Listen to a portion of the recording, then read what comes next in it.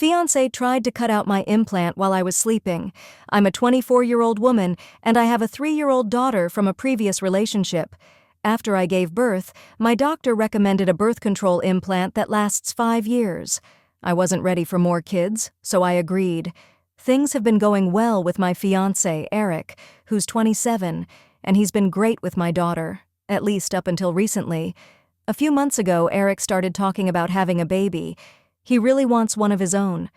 I explained that I want another child too, but we need to wait until we're more financially stable, and my implant would be done in 2 years anyway. I thought this was a reasonable plan, but Eric didn't. He kept pushing, saying he wanted a baby now and didn't see why we should wait. Our arguments started getting more intense.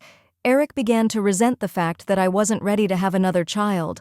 He started making comments about my daughter, like how she looked more like her biological father than me. He said it bothered him that every time he saw her, he was reminded of my ex. His whole attitude towards her began to change, and it made me uncomfortable.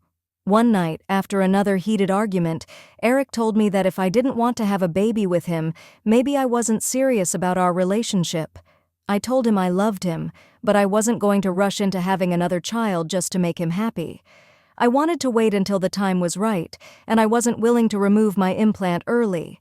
A few nights later, I woke up to a sharp pain in my arm. I was groggy and confused, but when I looked down, I saw Eric standing over me, holding a knife.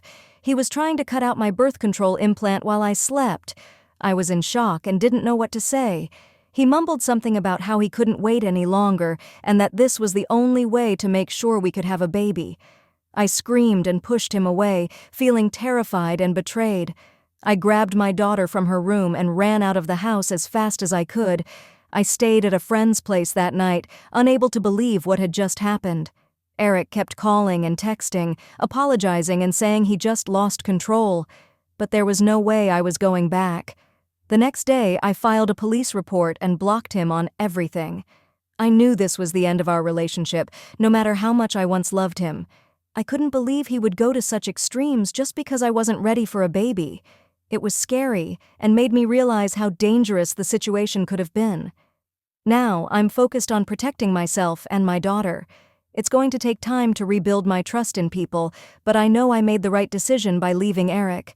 I can't imagine what would have happened if I stayed.